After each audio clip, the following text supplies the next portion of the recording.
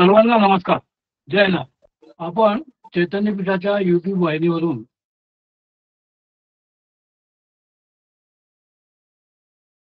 गेल्या सुमारे 5 अखंडितपणे प्रसारित करीत आहोत. या प्रबोधन मालिकेमध्ये आपले सद्गुरू आदरणीय बाबा महाराज बहुमोल अशा वेगवेगळ्या विषयांना आपल्याला प्रबोधन करीत असतात व आपल्याला तो ज्ञानाचा एक प्रकारचा भंडार खजिना आपल्याला प्राप्त होतो. नुकतंच पुणे येथे आदरणीय बाबा महाराज सरांनीकर यांना महायोग भूषण पुरस्काराने सन्मानित करण्यात आले. परमपूज्य लोकनाथ तीर्थ स्वामी महाराज महायोग ट्रस्ट यांच्यातर्फे हा पुरस्कार देण्यात आला आणि तो एरंडवणे इथे एका सुंदर अशा ऑडिटोरियम मध्ये हा सोहळा संपन्न झाला. हा पुरस्कार योगाभ्यासी परमपूज्य नारायण काका ढेकणे महाराज यांच्या स्मृतीप्रित्यर्थ प्रदान करण्यात आला. आदरणीय बाबा महाराजांनी आपल्या प्रबोधनात उपनिषदे गीता यांचा वेध घेत त्यांनी योग ध्यान सहजयोग साधना गीता 6वा अध्याय ज्ञानेश्वरीचा 6वा अध्याय महायोग पीठ स्थित पांडुरंगाची आषाढी वारीची अतिशय सुंदर अशी गुंफण करून प्रेक्षकांना त्यांनी तृप्त केले. दत्त संप्रदाय व पूज्य ढेकणे काका यांच्या आठवणीसह त्यातील संदर्भ त्यांनी अतिशय सहजतेने दिला.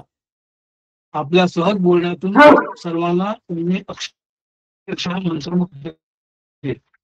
गीता ज्ञानेश्वरी योगाभ्यास पर्यावरण मानस विज्ञान यावर आधारित बाबा महाराजांचे चिदानंद वृत्ती या पुस्तकाचे महत्व विचारात घेऊन हा सत्कार प्रभावी व विशेष ठरला असं मला सांगायचं.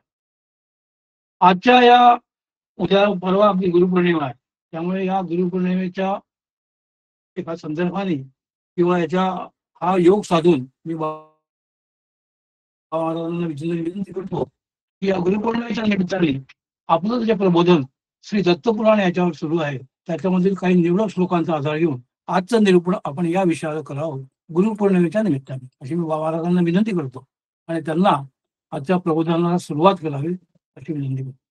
नमस्कार.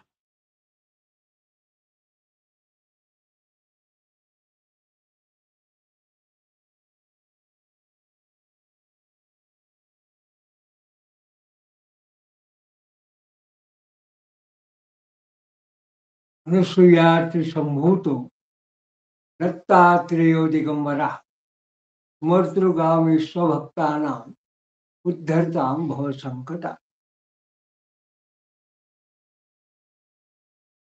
श्री राजीवजी हिंगवे यांनी आत्ताच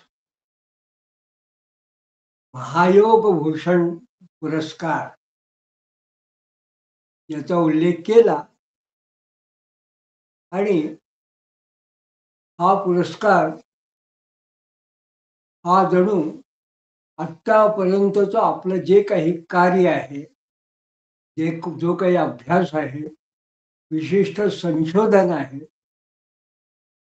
यासाठी हा वरिष्ठ जनांनी योगाभ्यासी मंडळाची अशा मंडळींनी त्यांचा योगशास्त्रामध्ये पारमार्थिक शास्त्रामध्ये अधिकार आहे अशा मंडळींनी हा केलेला सन्मान हा आपल्या या कार्याच्याच एक प्रकारचं यशस्वीतेचं द्योतक आहे असं मी समजतो. मूलतः मी जेव्हा हा सन्मान मला प्राप्त झाला त्यावेळेस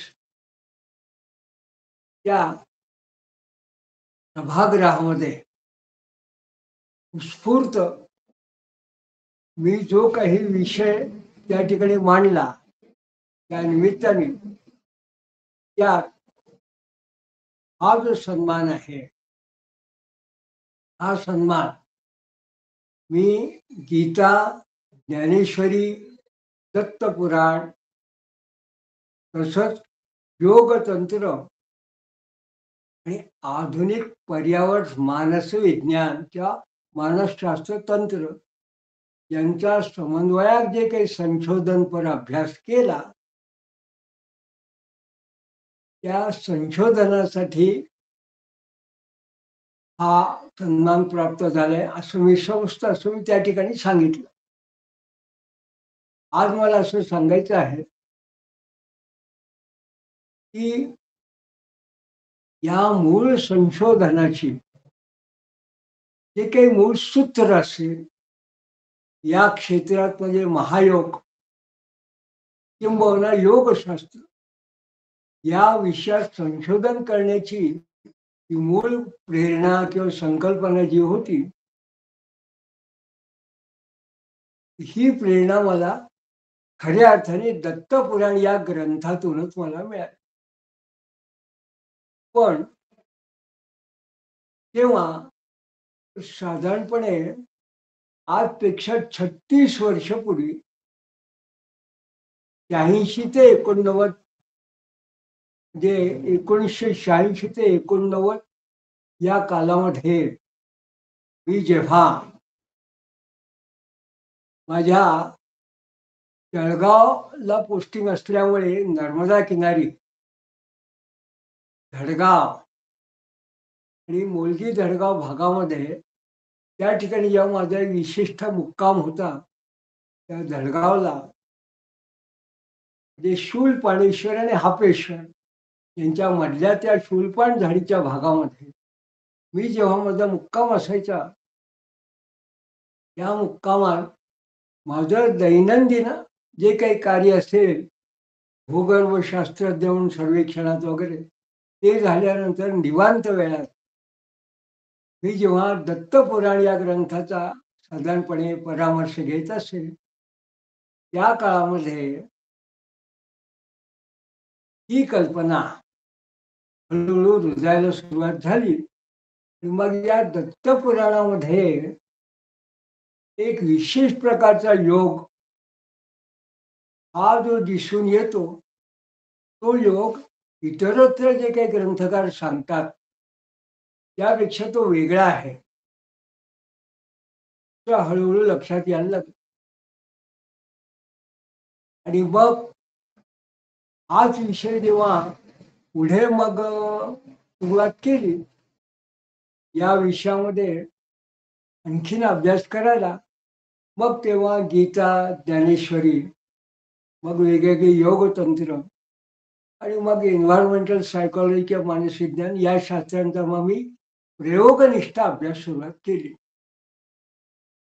तर सांगण्याचं तात्पर्य म्हणजे तेव्हाच जे काही संदर्भ माझ्याकडे होते तो जो मूळ ते त्याला मूळ कारण म्हणजे हा दत्तपुराण हा ग्रंथ होता. सध्या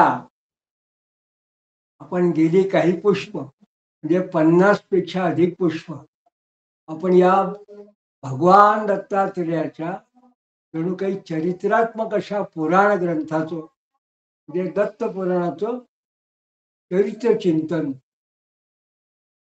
आणि मूळ जी संस्कृत संहिता आहे या संहितेच्या श्लोकांचा आपल्या पद्धतीने भावार्थ आणि विमर्श अशा पद्धतीने आपण त्याचं अवलोकन करतो आहोत.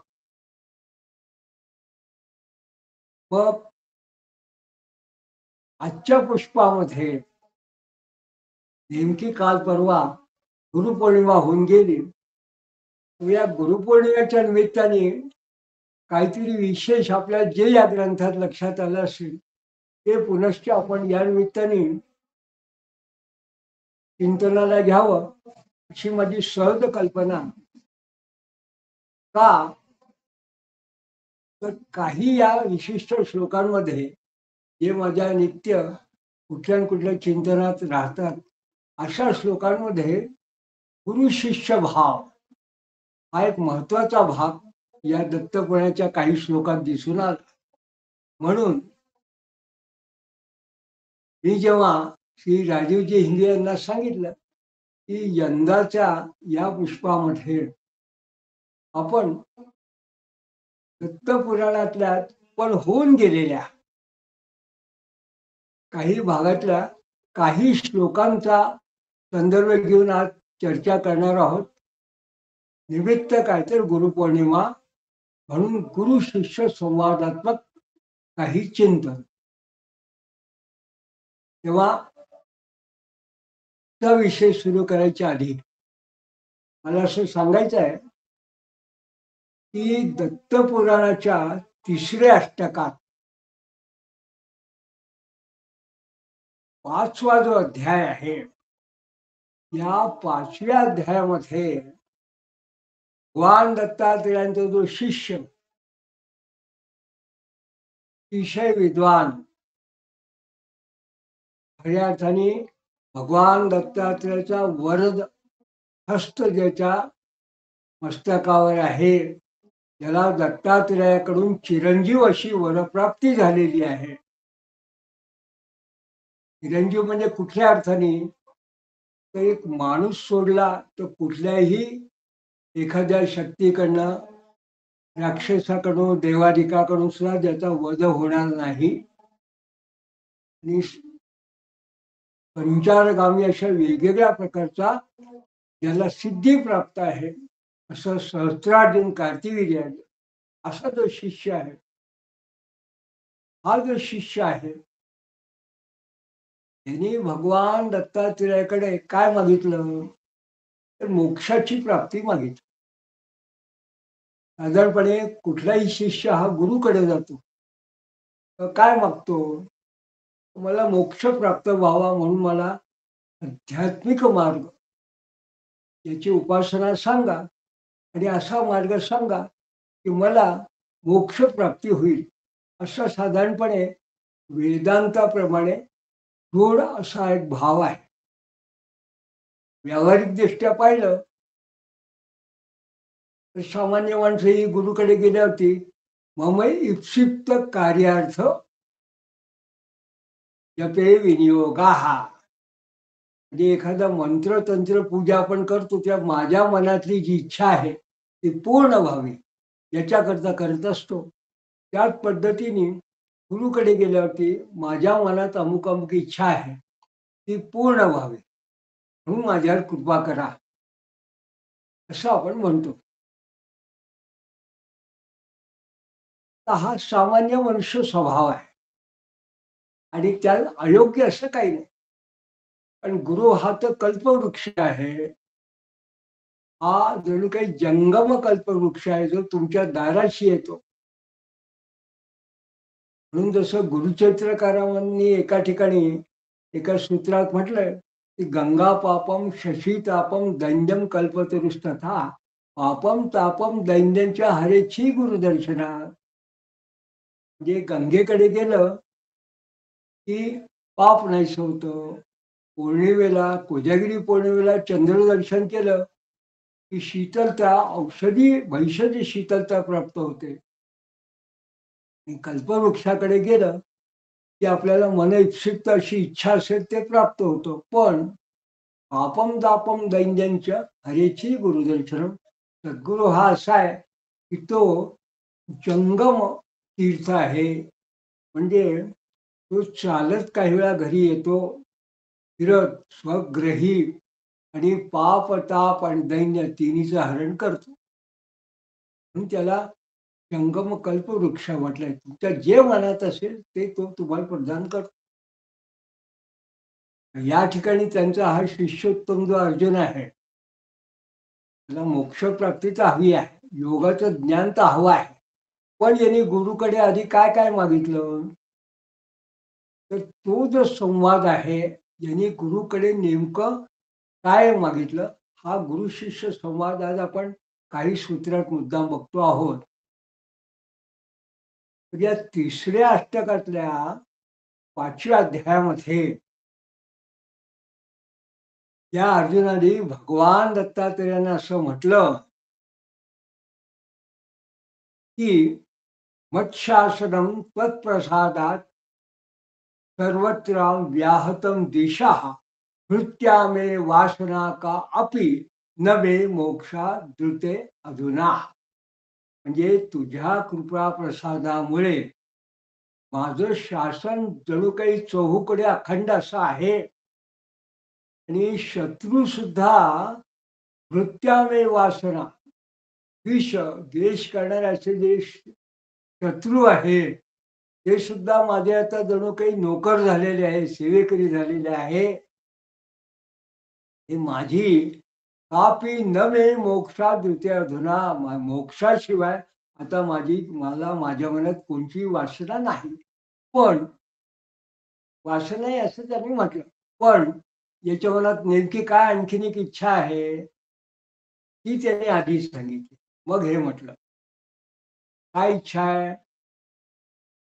तो असं म्हणतो वांग मनो अगोचरम शुद्धम ब्रह्मैक सदसत्परम वेदांती पुराह दृश्यंच मायिकम रज्जू सर्पवत.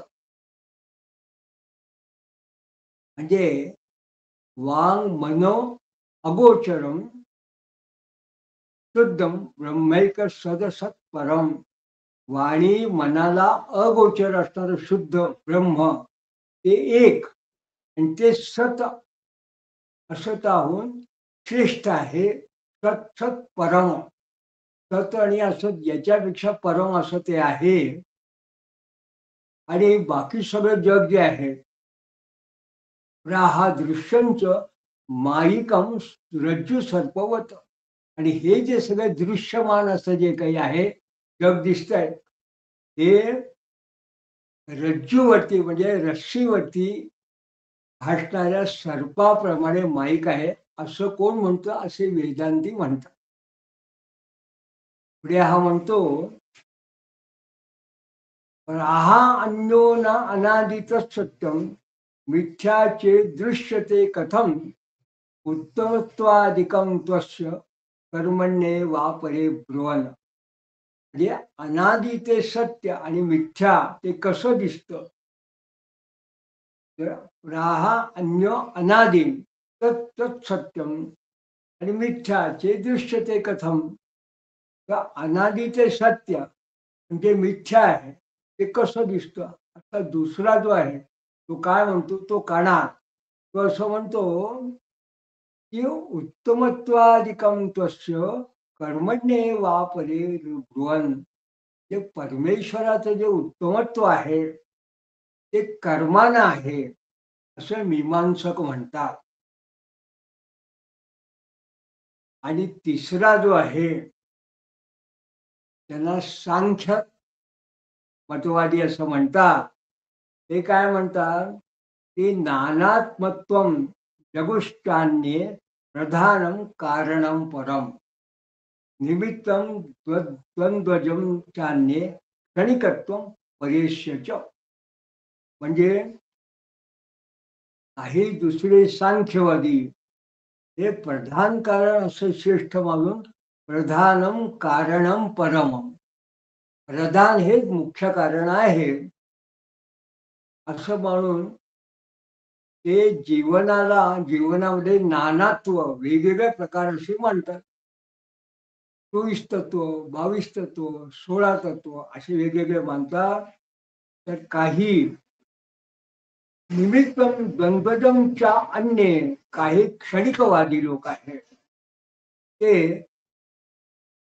द्वंद्वी म्हणजे द्वैती असं पाप पुण्यादी निमित्त मानून आत्मा जो आहे तो क्षणिक आहे असं मानतात. जडवादी ते क्षणिक असे असं मानतात.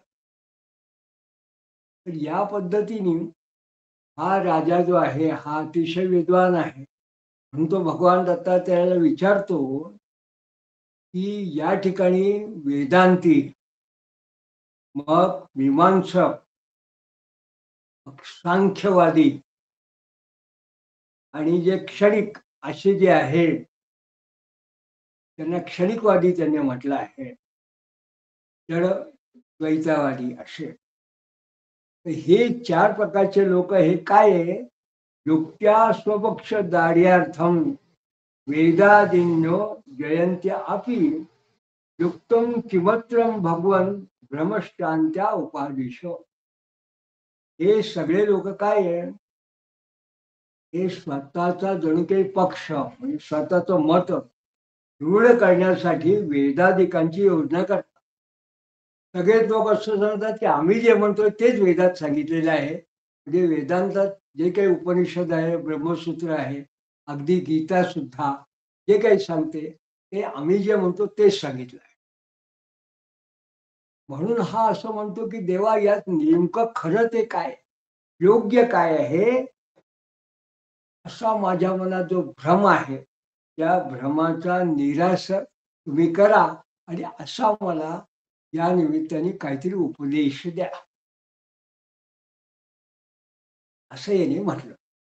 यांनी काय मागणी केली तर या दर्शनशास्त्रामधलं अभ्यासक जे लोक असतात त्यांच्या मनामध्ये वेदांती लोक काय म्हणतात, जडवादी काय म्हणतात, सांख्यवादी काय म्हणतात, मीमांसक काय म्हणतात, असा जो काही त्यांच्या मनात भ्रम असतो तर तो हा जो विरोधाभास आहे, भ्रम आहे, तो दूर करण्याकरता मूळ नेमकं सत्य काय आहे हे मला सांगा, असा हा जो भगवान दत्ताचा शिष्य आहे सहस्त्रार्जुन किंवा कार्तिक हा त्यांना विचारतो.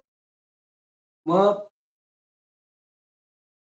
आणि त्यांनी त्या ठिकाणी महत्वाचा शब्द असा वापरला की यया कयापि युक्त्या मामुत्तार्य भवामुधे ब्रह्मादीनाम अपि ब्रह्मन त्वमेवास्य परो गुरुः. म्हणजे या भ्रमाच्या भवसागरातून मला तुम्ही युक्ती म्हणजे तुमच्या उपदेश ज्ञानाने माझा उद्धार करा.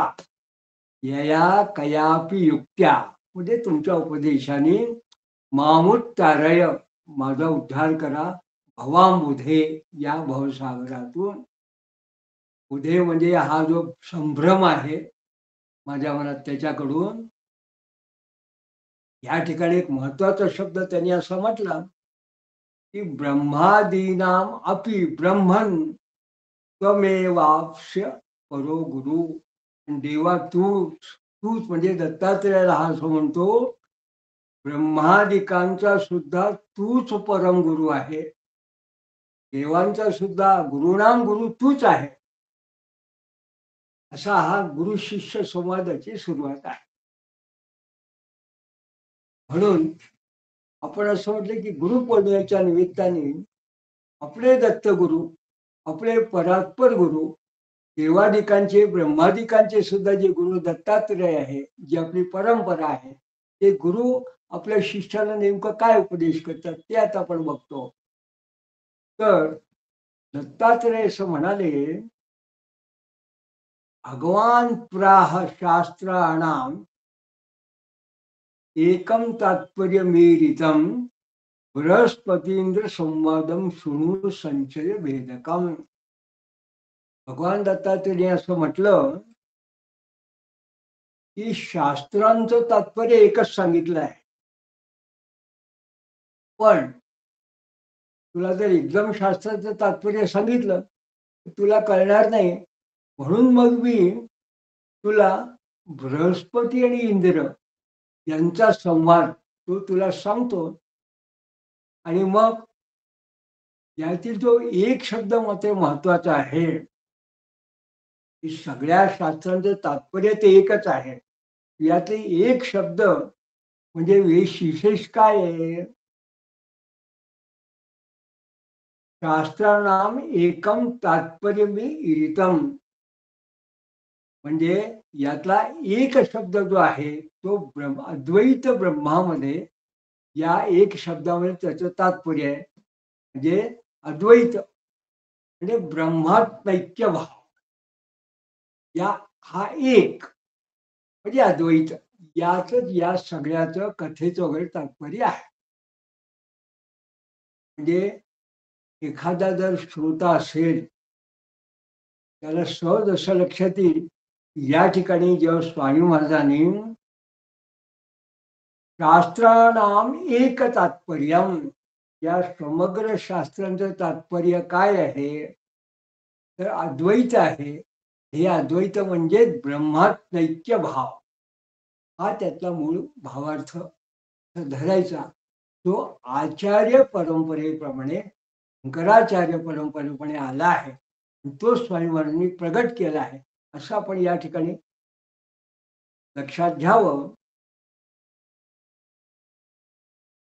आणि त्याच्यात विशेष ते काय आहे तो आणि मला इतक्यावर थांबत नाही, तर ते असं म्हणतात की हीच वेदांत वगैरे ही सगळी शास्त्रे दर्शनशास्त्रे, पण लौकिक जी शास्त्र असतात म्हणजे लौकायत स्मार शिल्प सौगता हे श्रुता अन्यापि श्रुतान्य अपि पाठयंतम स्वशिष्येभ्यो गुरुं नत्वा विषादवत.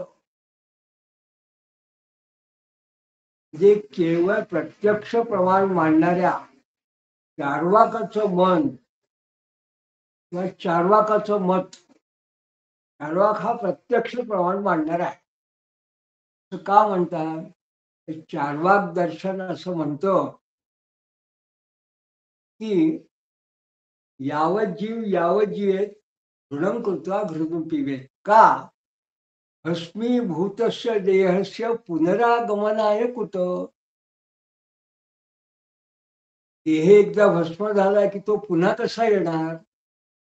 पण काय करावं, जोपर्यंत माणूस जिवंत आहे तोपर्यंत यावत ऋणम कृत्वा घृतम पिबेत, अगदी कर्ज काढून सुद्धा घृतप्राशन करावं म्हणजे छान म्हणून मजा करावी. त्यांना चार्वाकवादी असं म्हणतात, चार्वाक वेद दर्शन. तर लोक आहेत, काही लोकांनी म्हटलंय असे लोक असतात. हिंदीमध्ये एका विद्वानाने असं म्हटलंय, जब तक है जी तब तक घी पी, ऋणम कृत्वा घृतम पिबेत. जब तक है जी तब तक घी पी, जब न रहेगा जी तब क्या करेगा घी. जब जीवन नाही आणि पुनरागमन कुठं पुन्हा केव्हा येणार आहे. पण इतर सुद्धा शास्त्र आहे, त्यात वात्स्यायनाचं शास्त्र, त्याला कामशास्त्र आहे. विश्वकर्म्याने शिल्पशास्त्र म्हटलं आहे. बुद्धांचं शून्यवादी शास्त्र आहे आणि इतरही न्याय वैशेषिक वगैरे शास्त्र आहे. हे सुद्धा प्रत्येक गुरु आपापल्या शिष्याने शिकवत असतात. पण हे सगळी शास्त्र जी काही असतील, या सगळ्या शास्त्रांचा जरी कोणी अभ्यास करत असेल तरीही क्रममुक्ती मार्गाने त्यांना सुद्धा मोक्ष प्राप्ती होऊ शकते. हळूहळू का होईना, पण क्रमाक्रमाने त्यांना सुद्धा मोक्ष प्राप्ती होते, असं भावार्थाने या ठिकाणी माझं सूचित करायचं आहे. कारण त्याविषयी लोकांच्या मनात भ्रम असतो आणि याला लौकिक असे शास्त्र म्हणतात. म्हणून या पद्धतीने जेव्हा भगवान दत्तात्रेयांनी सांगायला सुरुवात केली, मग आपण मागल्यास आपण असं बघितलं आधीच्या पुष्पात की वेगवेगळ्या कथा आहेत. त्या सगळ्या कथा या इंद्र आणि बृहस्पती संवादातून बघितल्या आणि या तिसऱ्या अष्टकाच्या 8व्या अध्यायापर्यंत ही सगळी चर्चा कथा वगैरे आपण बघितली. पण 8व्या अध्यायामधल्या या तिसऱ्या अष्टकामध्ये मात्र भगवान असं म्हणतात की तदेकं शास्त्र तात्पर्यम अज्ञस्यानुपदम भयम भयमात्रावशेषो हि विज्ञान अमृत सागरा. म्हणजे सर्व शास्त्रांचं एकमेव तात्पर्य असं आहे की अज्ञ माणसाला पदोपदी चिंता आणि भय असतं. पदोपदी त्याला चिंता आणि भय असेल, तो दुःखी आहे, त्यामुळे त्याला दुःख प्राप्त होतं. तो असतो, तो अज्ञ माणूस असतो, असं सगळ्या शास्त्रांचं म्हणणं आहे. म्हणून सगळी शास्त्र आत्यंतिक सुख कशा आहे त्याच्याकडे त्या माणसाचं मन वळवण्याचा प्रयत्न करतात. पण ज्याच्या ठिकाणी हे भय शिल्लक नाही, भय मात्र अवशेष हो, ज्याच्या ठिकाणी हे भय शिल्लकच राहिलं नाही, हा जो कोणी असेल तो विज्ञाना अमृत सागरा, तो मात्र हा विज्ञानाचा अमृत सागर याच्यामध्ये जणू काही तो स्थित अवस्थित आहे असं समजावं. त्याच्या ठिकाणी भयाची दुःखाची आणि अशा प्रकारची कुठलीही भ्रमाची त्याच्या ठिकाणी वृत्तीच राहत नाही. मुख्य म्हणजे तो कुठल्याही प्रकारच्या मोहाने आवृत्त नसतो. आणि त्याच्याकरता त्यांनी विश्लेषण करताना असं म्हटलं, आत्मान मनोभूया अपि सर्वदा चिद्घनम परमम कर्ता विकर्ता दाता अहम भोक्तांच सुख दुःखयो ओहम केवि कुतो मोह सुखम चेति चिंतयन भ्रांतेव नित्यमुक्तो अपि बहिर्धावती मुह्यती. जे नेहमी श्रेष्ठ चैतन्य रूप अशा आत्म्याचा घेऊनही आत्मान भूया अपि सर्वदा चिद्घनम परम असा श्रेष्ठ चैतन्याचा जो अनुभव घेऊन सुद्धा तो कोण कर्ता विकर्ता दाता अहम भोक्तांच सुख दुःखयो. म्हणजे मी करता आहे, मी विकर्ता आहे, मी दान देणारा दाता आहे आणि मी सुखदुःखाचा भोगता आहे. तसंच ओहम की मी कुतो मोहम,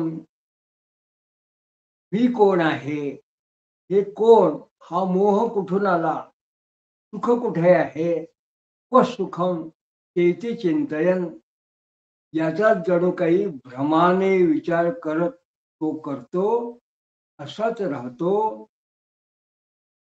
आणि एका अर्थाने तो खऱ्या अर्थाने नित्यमुक्त असूनही भ्रांते व नित्यमुक्तो अपि, तो नित्य मुक्त असून सुद्धा बहिर्धावती मुह्यती, तो बाहेरच्याच मोहाने बाहेर जणू काही धावत धावत राहतो.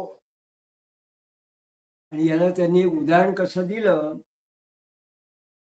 की नासाभूषाम यथाम कंठे धृत्वा विस्मृत्य सा मम नष्टेति सोच तज्ज्ञा स्त्री तथात्मा अत्ययम जनाहा. म्हणजे एखाद्या स्त्रीनी नासाभूषाम यथा कंठे, गळ्यात नथ घातलेली विसरून ती जी नाकातली नथ तिने गळ्यात घातली, मग ती नाकात नथ नाही असं म्हणून माझी नथ जणू काही नष्ट झाली आहे. नासाभूषाम, नाकात नथ घालायची ती यथा कंठे, गळ्यात घातली आणि धृत्वा धारण केली आणि विस्मृत्या सा मामा, आणि कुठे गेली असं ती म्हणजे. आणि काय करते, नष्टे ती शोच तज्ञा स्त्री, ती अज्ञ स्त्री ज्याप्रमाणे शोक करते त्याप्रमाणे हा अज्ञ माणूस स्वतःच्या आत्म्यासाठी शोक करत राहतो. हा त्याचा शोक नष्ट व्हावा म्हणून तदर्थ सर्व शास्त्राणी बोधयंती प्रकारता मोह मात्र निराशेही पर्यवस्वंतु नुक्रमात. म्हणून तदर्थ त्यासाठी सर्व वेगवेगळी शास्त्र निरनिराळ्या प्रकारचं ज्ञान देत असतात. ते कसं क्रमशः, का तर त्या मोहाचा निराश व्हावा म्हणून. म्हणून अशा पद्धतीने तेव्हा महाराजांनी सांगितलं, तेव्हा हा जो संवाद आहे त्यात महाराजांनी असं म्हटलं, त्या इंद्र बृहस्पतीच्या संवादामध्ये त्या इंद्राचं समाधान झालं आणि हा संवाद हा भगवान दत्तात्रेयाने अर्जुनाला कथन केला. तेव्हा शेवटी त्यांनी असं म्हटलं, श्री दत्त प्राह राजेंद्र संवादोयम मयोदिता शास्त्रे विप्र प्रतिपत्ती व सर्वानेक पराणीही. म्हणून हे राजा राजश्रेष्ठा दत्तात्रेय म्हणतात, हा इंद्रगुरूंचा संवाद मी तुला कथन केला, आणि शास्त्रांनी जरी परस्पर विरुद्ध काय आहे ते जरी तू सांगितलं ऐकलं आहे, तरी एका अर्थाने मूळ जे काही शास्त्र आहे, तत्व आहे, ते काय आहे? हे अद्वैत ब्रह्म प्रतिपादक आहे. म्हणजे शास्त्रे विप्र प्रतिपत्ती क्व, सर्वांनी एक, सगळे एकच सांगतात काय? अद्वैत ब्रह्म. आणि मग ते असं म्हणतात की मनोजवा गतिर्योग अग्नी योती गती योगनी विविधा योग सिद्धया तत्सर्व नश्वरम विद्धी मोक्षमेकम सनातनम. म्हणून जणू काही काही सिद्धी ज्या असतात मनाच्या वेगासारखी, आकाशात गती, या पण अणिमादी वगैरे ज्या सिद्धी आहेत, या सिद्धी सुद्धा नश्वर आहेत हे लक्षात घे. फक्त शाश्वत आहे तो काय आहे? तो मोक्ष शाश्वत आहे. पण पुढे मात्र त्यांनी काय म्हटलं की अरे हा मोक्ष मोक्ष सुद्धा आपण म्हणतो ना, पण ही बंधमोक्षाची कल्पना सुद्धा ही सुद्धा कल्पितच आहे. का? कारण आपण ज्याला सत्यम ज्ञानमदनंतम ब्रह्म यद ब्रह्मा चिंतम रूपकम भ्रमेण कल्पितम नाम रूपे अत्र सदसत तत्परे. ते जे ब्रह्म सत्य ज्ञान अनंत अचिंत्य अरूप आहे, जे प्रत्यक्ष दिसत नाहीये, त्याचं रूपाचं वर्णन करता येते. नेती नेती शब्द न ये अनुमाना, त्याच्याकरता अनुमान करण्यास सुद्धा शब्द असे सांगता येत नाही. ते आपण कल्पनेनेच ते आपण त्याला म्हटलं आहे, म्हणून त्याला नामरूप असं म्हटलं आहे. त्याला नामरूप असं कल्पना केली आहे, म्हणून आपण त्याला ब्रह्म वगैरे म्हणतो. म्हणजे ते कल्पित आहे.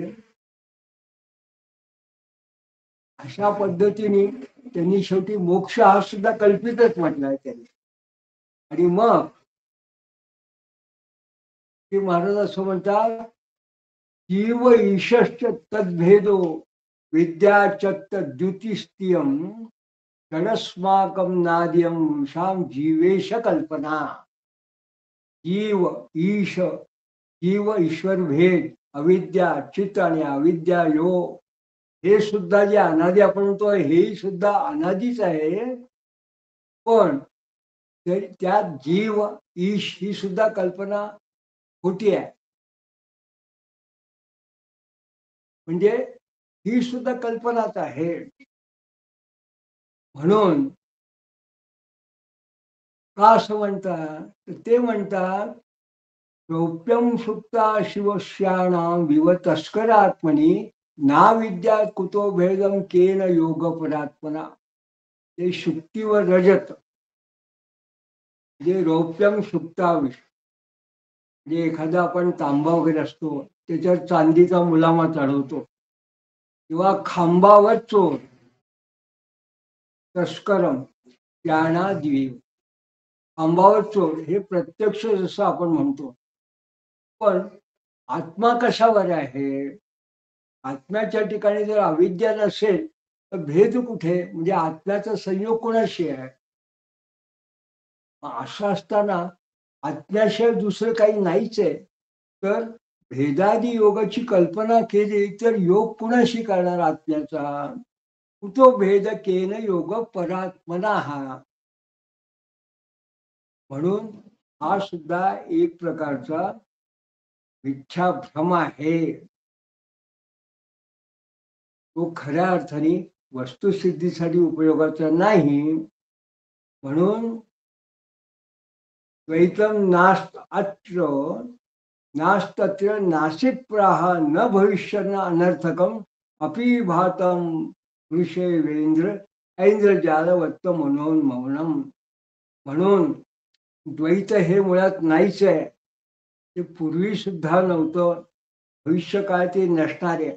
पण जसं इंद्रजालाप्रमाणे एखादा जादूगार जसं इंद्रजाल करतो तसं ते खोटं असून मनोमय भासतो. आणि भ्रम एव जगत सर्वं भ्रम एवास्य संस्कृती भ्रमे सती प्रणष्टेस्मिन् एकम स्वात्मेव शिष्यते. एकमेवा वशिष्यते. जे आपण म्हणतो ना, की पूर्णमदं पूर्णमिदं पूर्णात् पूर्णमुदच्यते पूर्णश्च पूर्णमादाय पूर्णमेवावशिष्यते. पूर्णामध्ये पूर्ण टाकलं तरी पूर्णच आहे, पूर्णात पूर्ण काढलं तरी पूर्णच आहे.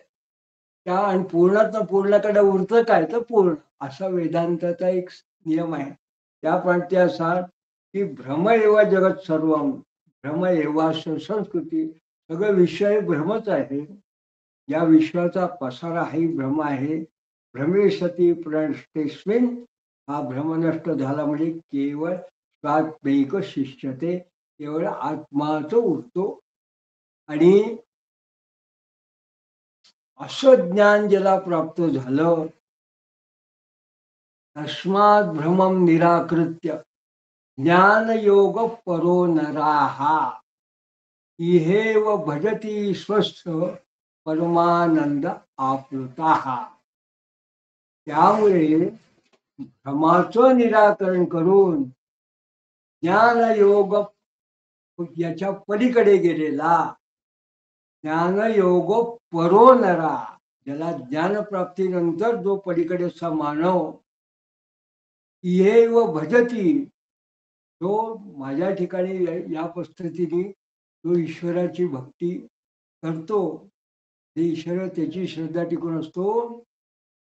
स्वस्था हा तो स्वस्थ होऊन परमानंद आप्लुता, तो परमानंदामध्ये रमून जातो. आणि मग या ठिकाणी हे गुरु वाक्य ऐकून इति श्रुत्वा गुरुर्वाक्यम अर्जुनो नष्ट संशया, असं गुरूंचं वाक्य ऐकून अर्जुनाचा म्हणजे या ठिकाणी या सहस्त्रार्जुनाचा संशय नष्ट झाला.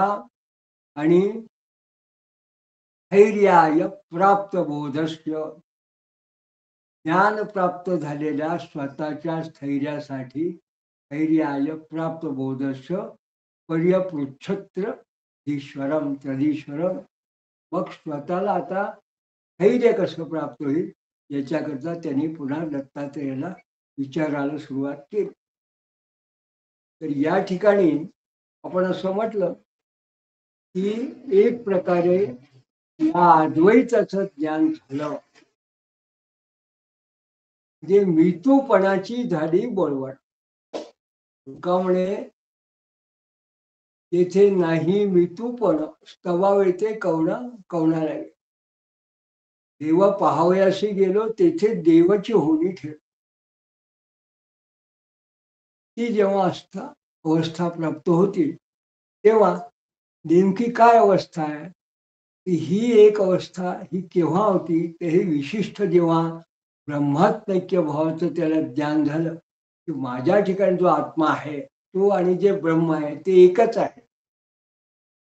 हे ज्ञान प्राप्त झाल्यानंतर मग त्याच्या ठिकाणी फक्त त्याची भक्ती त्याच्या ठिकाणी जेव्हा राहते आणि मग त्याला जो तो आनंद आहे त्या आनंदाचं एक स्वरूप आहे. त्या आनंदाचं स्वरूप काय आहे, तर शंकराचार्यांच्या एका सूत्रात ते असं म्हणतात की चिदानंद रूपम शिवोहम शिवोहम. ही चिदानंद रूप स्वतः शिवच आहे. एका अर्थाने शिवात आणि माझ्यात काही भेद नाही. चिदानंद रूपम शिवोहम शिवोहम. पुढे त्यांची कशी अवस्था आहे ते म्हणतात, आत्मा त्वं गिरिजा मतिसहचरा प्राणात शरीरम गृहम पूजा ते विषयोपभोग रुचिरा निद्रा समाधी स्थिती संचार पदयो गमिष्यति श्रोत्र आणि सर्वांगिरो यद्यत् कर्म करोमि तद्दखिलम शंभो तवाराधनम. अतिशय प्रसिद्ध असं त्यांचं सूत्र आहे ते, की आत्मा त्वम. ते शिवाला प्रार्थना करतात, म्हणतात माझा आत्मा म्हणजे शिव आहे, माझी बुद्धी मती ही आहे, गिरिजा ती पत ही आहे. आत्मा त्वम गिरिजा मती सहचरा. त्या बुद्धीवर मन आहे ती सहचरी आहे तिचे. आणि प्राणात शरीरम, हा जो प्राण आहे, या शरीर जे आहे हेच मुळात ते शंकराचं जणू आलय आहे, शिवालय आहे. आणि पूजा ते विषयोपभोग रुचिरा. ही जे काही खातो पितो सगळं करतो तीच जणू काही पूजा आहे. आणि मला जी निद्रा आहे तीच जणू समाधी स्थिती. आणि संचार पदेव गमिष्यती.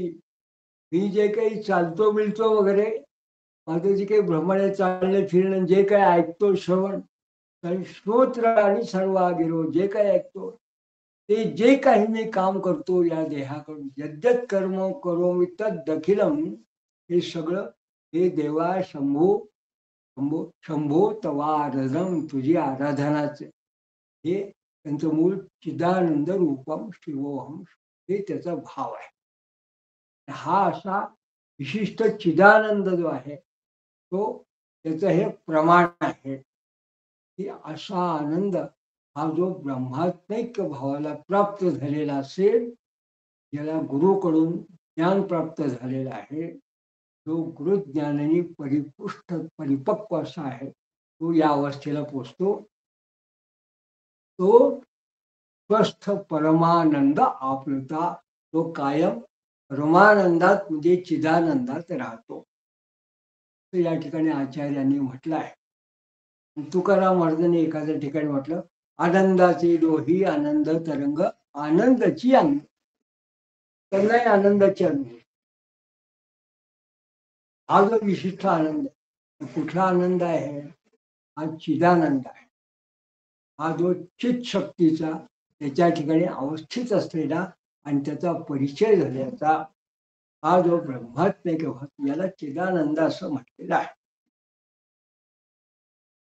पुन्हा पुढे काय म्हटलं तो सुद्धा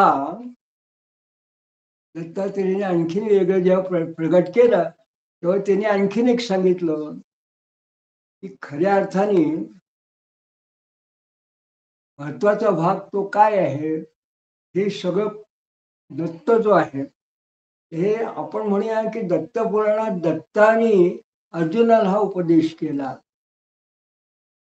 हा दत्त जो आहे, हा भगवान दत्तात्रय स्वतः काय म्हणतात स्वतःविषयी? ते काय म्हणतात,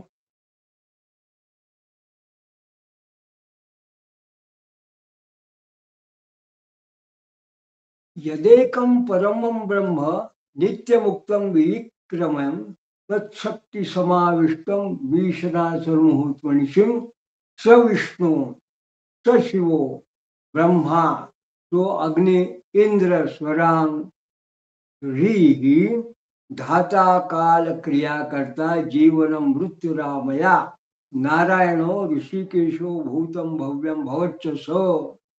असा जो कोणी आहे ते दत्तात्रय म्हणतात, राजा जे नित्य मुक्त अविक्रिय असं परब्रह्म आहे, ते स्वतःच्या शक्तीमध्ये समाविष्ट झाल्याने त्यालाच विद्वान लोक ईश्वर ईश म्हणतात.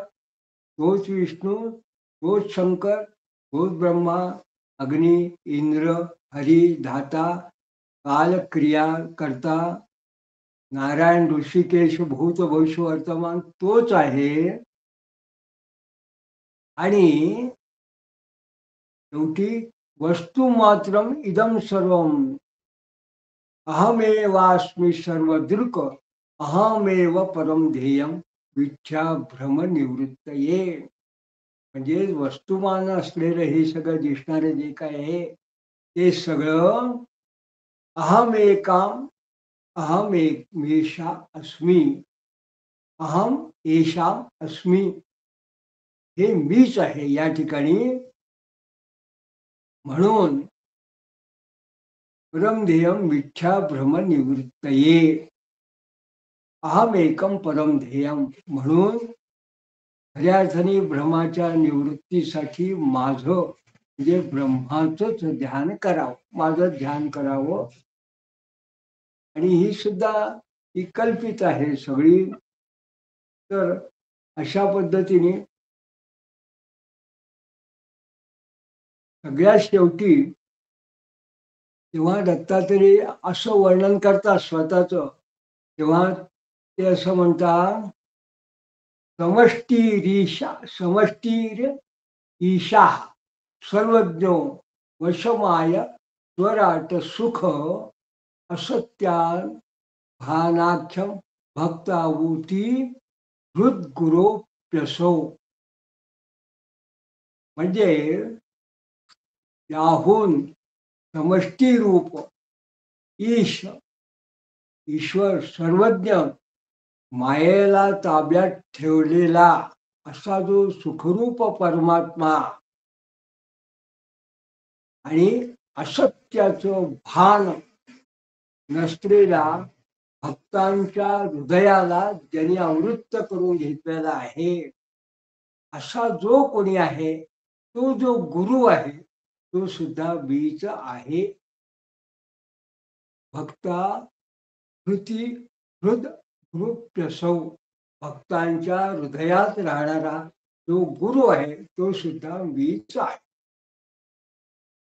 अशा पद्धतीने भगवान दत्तात्रेयांनी या ठिकाणी स्वतःचं गुरुरूप प्रकट केलं आहे. आणि दत्तात्रेयाच्या या उपदेशामध्ये हाय समुद्भव संपूर्ण जे जगत आहे, जे मिथ्या माया भ्रम याला म्हटलं आहे, त्याचं जे मूळ तत्व आहे ते ब्रह्मात्मैक्य भाव सुद्धा ज्याला प्राप्त झालेला आहे, असा शिष्याच्या सुद्धा हृदयात जो गुरु आहे तो भगवान दत्तात्रेय आहे. त्या पद्धतीने स्वतः दत्तात्रेय सांगतात. म्हणजे गुरुचं एक अभिनव असं स्वरूप आपल्यासमोर प्रकट करतात. आणि मग भगवान दत्तात्रेय शेवटी असं म्हणतात की केवळ विशिष्ट या ज्ञानानंच हा जो भ्रम आधी तू म्हटला होता किंवा या सृष्टीचा भ्रम आहे हा नष्ट होतो. मूढश्च सामता सत्या भ्रमोयम लीयते वेदाहा. फक्त ज्ञानानं हा भ्रम निलीन होतो. म्हणून तिला ज्ञानम विद्येति ताम प्राहुर वेदाम विद्या विचारजा परोक्षाच्या परोक्षेती तत्राज्या गुरुवक्तता. म्हणजे तिला जणू काही ज्ञान विद्या असं म्हणतात. आत्मज्ञान किंवा तत्वज्ञान विद्या असं म्हणतात. ही विद्या परोक्ष किंवा अपरोक्ष अशा पद्धतीची आहे. दोन प्रकारची. त्यातली जी पहिली परोक्ष विद्या आहे ती केवळ गुरुमुखातून प्राप्त होते. तत्राद्या गुरुवक्त्रता. आणि ही जी विद्या आहे ही विद्या अमानित्वादियुक्तेशा विज्ञेया साधनान्वित गुरुभक्ती विनाशापी दुर्लभा मोक्षदायिनी. म्हणजे अमानित्व कुठल्याही प्रकारचा स्वतःविषयी अभिमान न ठेवता गुरुला शरण जाऊन त्याची जी उपासना वगैरे असते ती गुरुभक्ती त्यानेच ती विद्या प्राप्त जाणावी प्राप्त होते. ही जी मोक्षदायिनी अशी विद्या आहे ही गुरुभक्ती विनाशा अपि गुरुभक्ती शिवाय अपि दुर्लभा. ही मोक्षदायिनी विद्या ही गुरुभक्तीशिवाय दुर्लभ आहे. आणि महाराजांनी या ठिकाणी उपनिषदाचं एक सूत्र या ठिकाणी संदर्भ दिला. यश्च देवे परा भक्ती यथा देवे तथा गुरो तस्य ते कथिता यर्था प्रकाशन्ते महात्मना. याची देवावर परम भक्ती आहे जशी देवावर तशीच गुरुवर परमभक्ती आहे, त्यालाच त्याच महात्म्याला हे सगळं सांगितलेले अर्थ हे प्रकाशित होतात. त्यालाच हे ज्ञान प्राप्त होऊ शकतं. त्यालाच अशा प्रकारचं हे ज्ञान प्राप्त होतो. आणि यानंतर जर कोणाच्या मनात असा विचार आला की जर शास्त्रज्ञान झालं तर गुरुची आवश्यकता काय, म्हणून त्यांनी हे श्रुतिवचन सांगितलं की का गुरुची आवश्यकता आहे. तर गुरुवनुग्रह मात्रेण विचार सुलभो नृणा विचारेण परम तत्व स्वयमेव प्रकाशते. या ठिकाणी उपनिषदांनी सांगितलं यथा देवे तथा गुरु. देवाची भक्ती केली गुरुची भक्ती केली तरी तुम्हाला प्राप्त होतं, मग गुरुची गरज का. म्हणून ते सांगतात की गुरुवनुग्रह मात्रेण विचार सुलभो नृणा. गुरूंचा अनुग्रह होतात मानवाचा विचार करण्याची बुद्धी प्रगल्भ होती, हा विचार त्याला सुलभ होतो आणि विचाराने परमतत्व स्वयमेव प्रकाशते. आणि विचाराने परमतत्व हे त्याच्या ठिकाणी जणू प्रकाशित होते. अशा पद्धतीने गुरूच्या कृपेचं महत्व सांगणारी ही जणू श्रुती महाराजांनी या ठिकाणी प्रगट केली आहे. म्हणून अशा पद्धतीने शेवटी त्यांनी अर्जुनाला एक असा आशीर्वाद दिला की वैराग्यम परमम जातम भ्रममोहमलापहम अतो विद्या प्रसाद असते भविष्यती चिरेणही. भ्रम मोह आणि मल दूर करणारे वैराग्य तुला आलेला आहे, म्हणूनच या विद्येचा प्रसाद तुला लवकर होईल. तर त्यांनी या ठिकाणी अर्जुनाला सांगितलं. आणि तदेव श्रवणम तत्तू हरे संशय भावनाम असत्वावर्णम चापी वस्तावस्थिती तदेक्षते. किंवा हे जे आपण सांगितलेलं आहे त्याचं तू नित्य चिंतन करावं, श्रवण करावं. हे श्रवण तुझ्या मनामधले जे काही भ्रमरूप विशिष्ट संशय भावना असतील त्या भावना हे चिंतन दूर करेल. त्यामुळे या भ्रमाचं जे आवरण आहे मायेचं तेही दूर होईल. आणि त्यावेळी तुला खऱ्या अर्थाने जे ब्रह्म जी वस्तू आहे साध्य तर तुला नक्की प्राप्त होईल. अशा ठिकाणी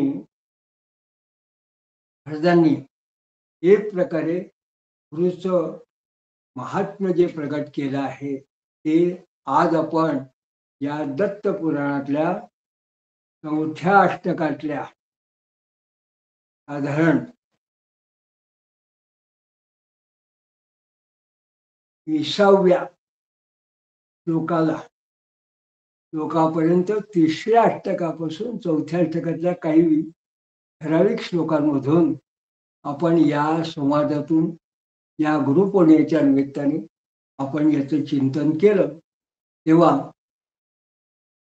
अशा सद्गुरूंना आपण नतमस्तक होऊया, सद्गुरूंना शरण जायचं. आणि गुरुगीताकारांनी जे सांगितलं की ध्यानमूलम गुरुमूर्ती, पूजामूलम गुरुपदम, मंत्रमूलम गुरुर्वाक्यम, मोक्षमूलम गुरुकृपा. गुरूंचं ध्यान करावं, गुरूंचं पूजन करावं, गुरु जे उपदेश देतात त्यांचं मनन चिंतन करावं, त्यांनी मोक्ष प्राप्त होते.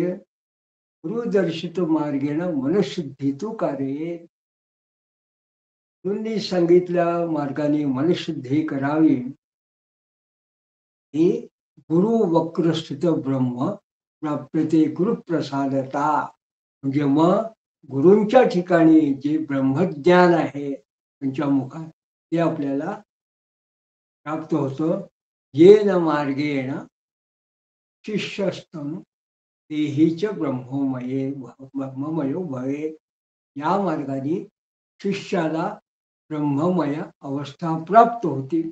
असा जो कोणी शिष्य असेल त्याला ही खऱ्या अर्थाने गुरुच्या उपासनेमुळे, गुरुच्या सेवेमुळे ब्रह्ममय अवस्था प्राप्त झाली आहे. त्याला चिदानंद अवस्था प्राप्त झालेली आहे. त्याला अवधूत अवस्था प्राप्त झालेली आहे.